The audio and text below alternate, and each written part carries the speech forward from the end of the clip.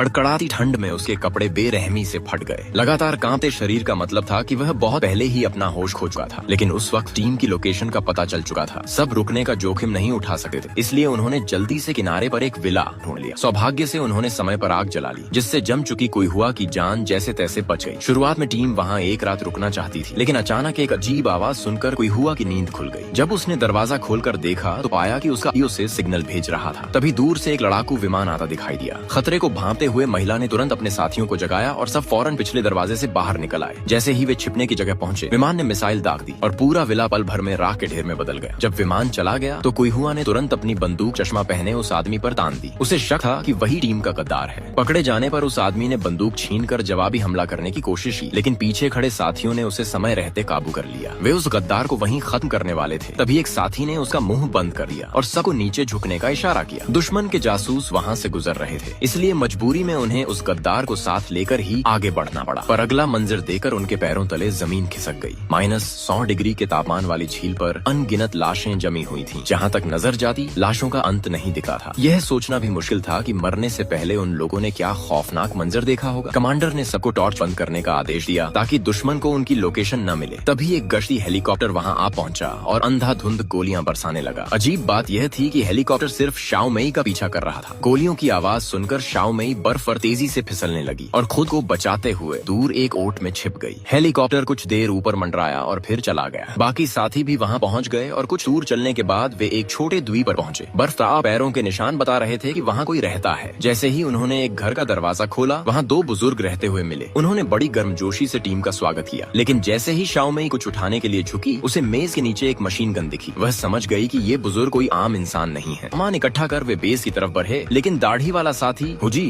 आज कमजोर पड़ रहा था। उसने अपनी चोट छिपाई ताकि वह पीछे न छूट जाए। दरअसल बूढ़े की मशीन गन की एक गोली उसके सीने में लगी थी। तभी उन्हें एक लावारिस समुद्री जहाज दिखा। अंदर जाने पर पता चला कि वह जगह फिलहाल सुरक्षित है, लेकिन हुजी की हालत गंभीर थी और उसे साथ ले जाने को लेकर टीम में बहस होने लगी। इसी बीच शाओ शुआई ने एक डिब्बा खोला। उसे खोलते ही सबके होश उड़ गए। वह एक जैविक हथियार बायो वेपन का वायरस सैंपल था। अगर इससे मिसाइल बनाई जाती तो यह पूरी मानवता के लिए तबाही होती। शाओमेई बाहर पहरा देने गई, तभी उसे दुश्मन की गाड़ियां आती दिखीं। उसी वक्त अंदर से गोली चलने की आवाज आई। हुजी ने खुदकुशी कर ली थी। गोली की आवाज दुश्मन को वहां खींच सकती थी, इसलिए वे तुरंत वहां से निकल पड़े। शाओमेई रास्ता देखने आगे बढ़ी, पर झील की बर्फ बहुत पतली थी और टूटने लगी। उसने अपना वजन कम करने के लिए बंदूक और भारी बैग उतार दी। तभी साथियों ने रस्सी फेंककर उसे बचा लिया। खतरे को देखते हुए तीनों ने खुद को एक रस्सी से बांध लिया ताकि कोई गिरे तो दूसरे उसे खींच सकें। जैसे ही शाओ शुआई बचा है, आसमान में एक रोशनी वाला गोला और फिर सामने से अंधाधुंध फायरिंग शुरू हो गई।